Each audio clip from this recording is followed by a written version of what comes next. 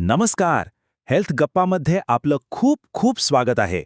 आरोग्याशी संबंधित अशाच महत्त्वाच्या माहितीसाठी लाईक करा, सबस्क्राईब करा आणि हो, बेल आयकॉन दाबायला अजिबात विसरू नका.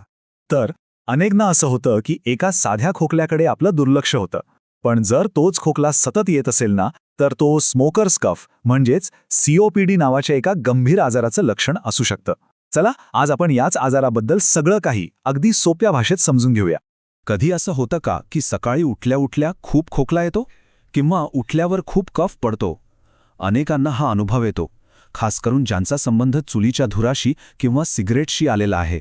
हे लक्षात घ्या, हा काही वातावरणातल्या बदलामुळे होणारा साधासुधा खोकला नाहीये. ह्या सततच्या खोकल्याला डॉक्टर लोक काय म्हणतात? तर COPD म्हणजेच क्रॉनिक ऑब्स्ट्रक्टिव्ह पल्मनरी डिसीज. आता हे नाव ऐकून घाबरू नका, खूप मोठं वाटतंय, पण याचा अर्थ अगदी सोपा आहे. धुरामुळे आपल्या फुफ्फुसातल्या ज्या हवेच्या लहान लहान पिशव्या असतात ना, त्या कायमच्या खराब होतात आणि मग श्वास घ्यायला त्रास सुरू होतो. सगळ्यात महत्त्वाची गोष्ट म्हणजे हे नुकसान कायमस्वरूपी असतं. आणि एक गोष्ट ऐकून तर खरंच धक्का बसेल. सतत धुराच्या संपर्कात आल्यामुळे काही काळानंतर आपली फुफ्फुसं आतून अक्षरशः काळी पडू शकतात. विचार करा, हे किती गंभीर असू शकतं. पण मग प्रश्न हा आहे की हा इतका घातक धूर येतो तरी कुठून? कुठून येतो हा सगळा धूर? चला बघूया. यातलं सगळ्यात मोठं आणि मुख्य कारण म्हणजे सिगरेट ओढणं. पण थांबा, गोष्ट इथेच संपत नाही. शहरांमध्ये गाड्यांचा, फॅक्टरींचा धूर म्हणजे वायू प्रदूषण हे सुद्धा एक मोठं कारण आहे. आणि हो, आपल्या ग्रामीण भागात, खास करून आपल्या आया-बहिणींसाठी चुलीचा धूर COPDचा एक प्रमुख कारण बनला आहे. आणि आत्ता जो आकडा मी सांगणार आहे तो ऐकून तुम्हाला धक्काच बसेल. एका दिवसभरात चुलीच्या धुराच्या संपर्कात येणं हे तब्बल 20 सिगारेट ओढण्याइतकं धोकादायक आहे. म्हणजे विचार करा, आपल्या घरातल्या अनेक महिला नकळतपणे रोज किती मोठा धोका पत्करत आहेत. बरं, या COPD बद्दल ना खूप गैरसमज सुद्धा आहेत.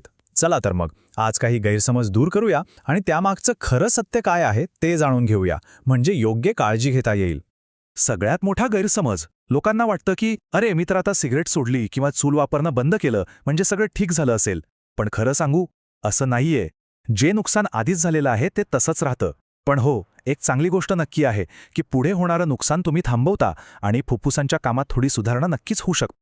आणि दुसरं एक खूप लोकप्रिय गैरसमज म्हणजे गूळ खाल्ल्याने फुफ्फुसातला धूर आणि काजळी साफ होते, असं अनेकांना वाटतं. पण यात काहीही तथ्य नाहीये. गूळ पोटासाठी चांगलं असेल हो, पण तो फुफ्फुसं साफ करू शकत नाही, हे लक्षात ठेवा.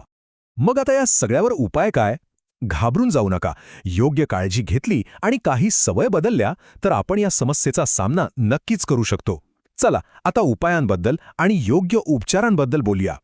तर काय करायचं? सगळ्यात पहिलं आणि सगळ्यात महत्त्वाचं, धुरापासून लांब राहा.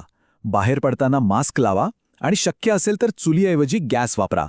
दुसरं, स्पायरोमेट्री नावाची एक साधी टेस्ट असते, ती करून घ्या. त्याने फुफ्फुसांची ताकद कळते. तिसरं, रोज थोडा वेळ काढून अनुलोम विलोमसारखे श्वासाचे व्यायाम करा, खूप फायदा होतो. आणि चौथं म्हणजे वाफ घ्या. त्याने छातीत जो कफ साठलेला असतो ना, तो मोकळा व्हायला मदत होते. तर ही होती COPD बद्दलची महत्त्वाची माहिती. पण जाता जाता एक प्रश्न सोडून जातोय. आपण सगळे मिळून असा कोणता एक छोटासा बदल करू शकतो ज्यामुळे फक्त आपलंच नाही तर आपल्या आजूबाजूच्या लोकांच्या फुफ्फुसांचंही रक्षण होईल? जरा विचार करा यावर. आणि हो, एक अत्यंत महत्त्वाची सूचना, यातील माहिती केवळ शैक्षणिक हेतूंसाठी आहे. याला वैद्यकीय सल्ला समजू नका. कोणताही उपाय करण्यापूर्वी आपल्या डॉक्टरांचा सल्ला नक्की घ्या.